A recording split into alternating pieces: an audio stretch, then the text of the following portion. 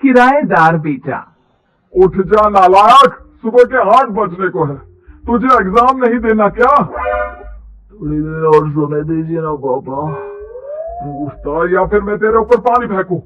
रोज गधों की तरह सोता रहता है, पेपर की कोई टेंशन ही नहीं है। और एक हमारा समय था जब हम पेपर में फेल होने के डर से रात भर पढ़ा करते थे, सो ही नहीं पाते थे। तो क्या आप उसका बदला मुझसे लेंगे? मैं 15 मिनट बाद उठ जाऊंगा, आप प्लीज जाइए, मुझे डिस्टर्ब मत कीजिए। इतना कहकर रौनक रजाई ढककर फिर से सो जाता है। तू ऐसा नहीं मानेगा, रुक, मैं अभी पानी लेकर आता हूँ।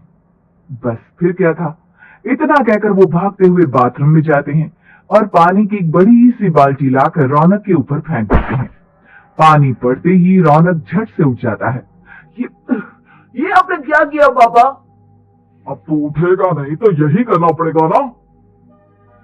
वैसे थैंक्स डैड, आपके कारण ना अब मुझे नहाने की भी जरूरत नहीं पड़ेगी।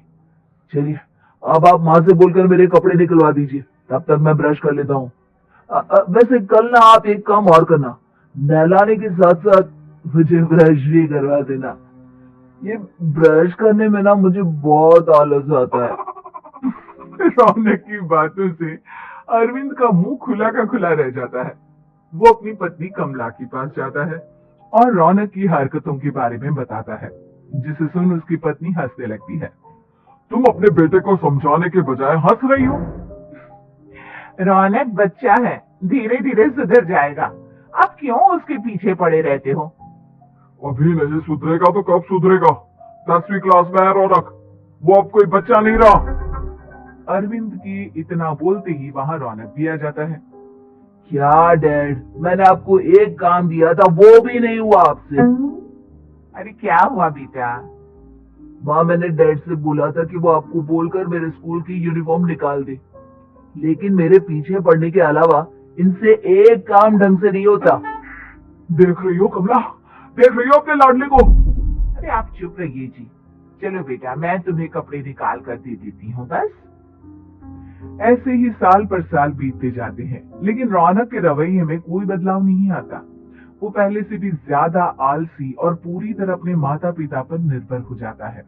2 साल बाद पता नहीं कहाँ गायब रहता है पूरे दिन, अब तक तो आ जाना चाहिए था। अरे आप इतनी फिक्र क्यों कर रहे हो उसकी? दोस्तों के साथ खेल रहा होगा, आ जाएगा अभी। ये कोई टाइम है खेलने का? 10 बजने वाले हैं, इतनी रात में कौन खेलता है? कमला कुछ कहती उससे पहले ही रौनक वहां आ जाता है। मम्मी, जल्दी से खाना लगा दो, बहुत भूख लग रही है। तुम्हें तब तक खाना नहीं मिलेगा जब तक तुम बता नहीं देते कि इतनी रात गए कहां से आ रहे हो। ओह प्लीज डैड, अब आप एसीपी प्रद्युमन बनकर मेरे सर पर बंदूक लेकर मत बैठ जाना। अपनी फालतू की बकवास बंद कर और बता कहां से आ रहा है। माँ, अब समझाइए ना डैड को। बता देना बेटा, इनको भी तसल्ली हो जाएगी। आप बोल रही हैं तो बता देता हूँ, मैं दोस्तों के साथ मूवी देखने गया था, इसलिए देर हो गई। तू इन सब चीजों में मेरे पैसे उड़ाता है? कभी 1 रुपया कमाने के बारे में सोचा है तूने? जब देखो हवा की तरह पैसे उड़ाता रहता है।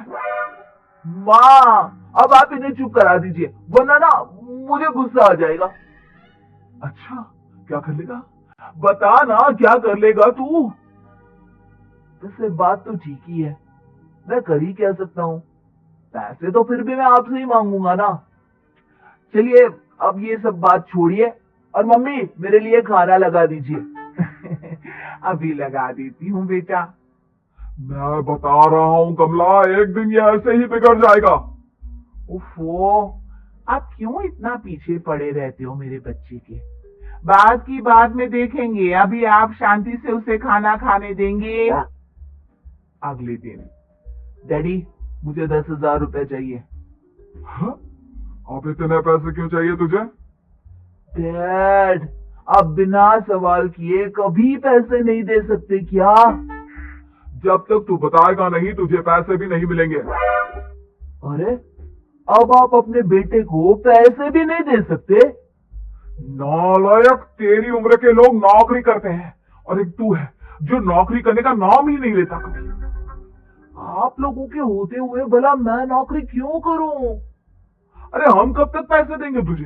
तुझे भी तो अपने पैरों पर खड़ा होना होगा ना। कौन सा उधार के पैरों पर खड़ा हूं? अपने ही तो पैरों पर खड़ा हूं मैं।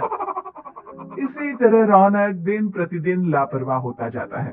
उसकी लापरवाही को देखते हुए अरविंद और कमला अपने बेटे की शादी कराने का फैसला लेते हैं और 1 महीने के अंदर अंदर ही रौनक की शादी मेघा नाम की लड़की से करा देते हैं। शादी के कुछ दिन बाद, रौनक, मुझे एक अच्छी सी साड़ी चाहिए, आप ला दोगी ना?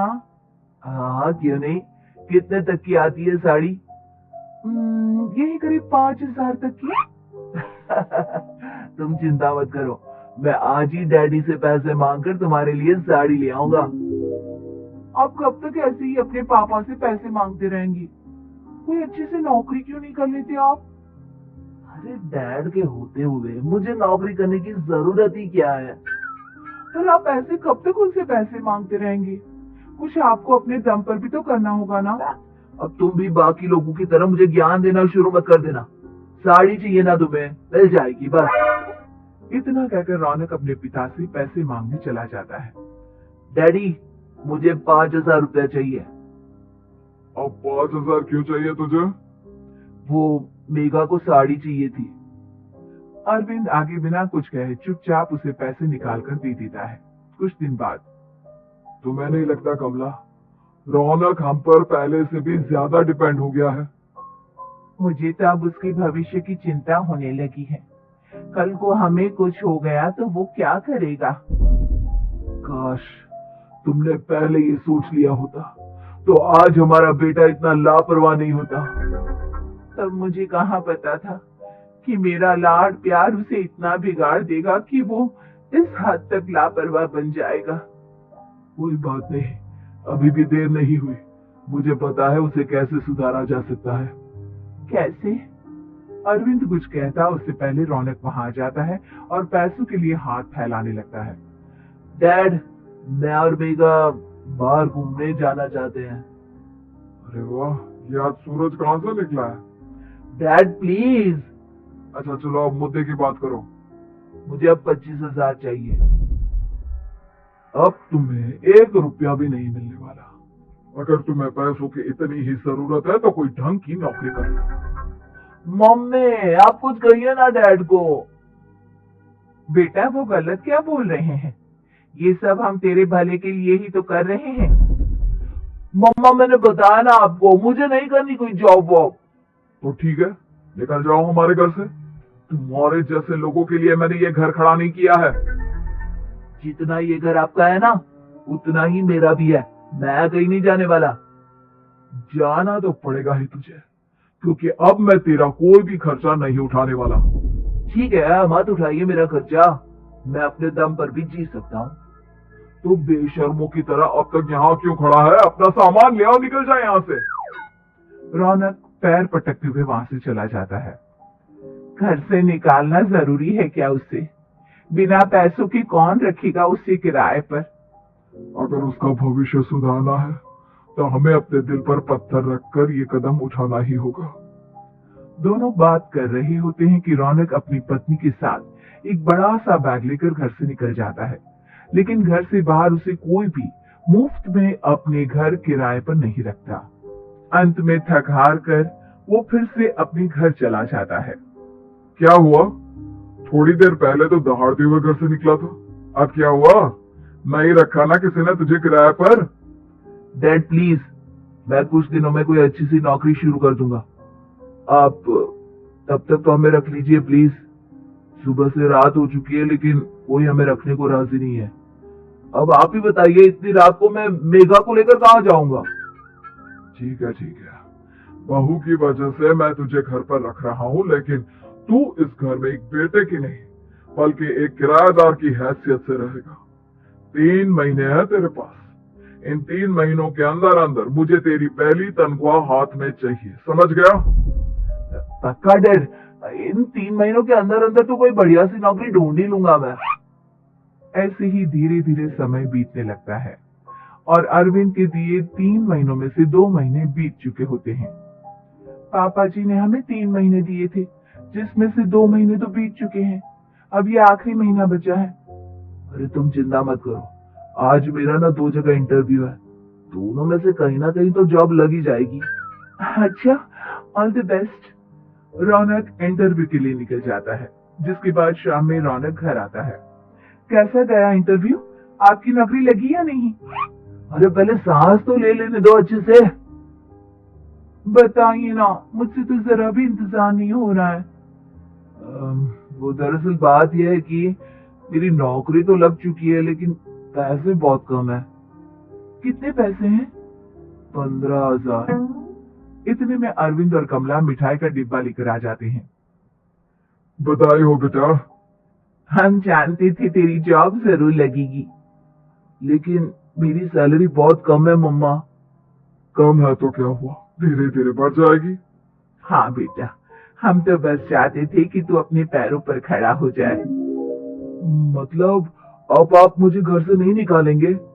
नहीं, ये सब हमने तुझे जिम्मेदार इंसान बनाने के लिए किया था।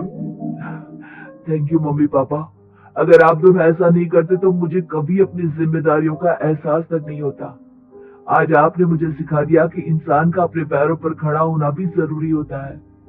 इतना कहकर रौनक झट से अपने माता पिता के गले लग जाता है और अपनी कमाई की पहली तनख्वाह वो अपने माता पिता के हाथ में सौंपता है।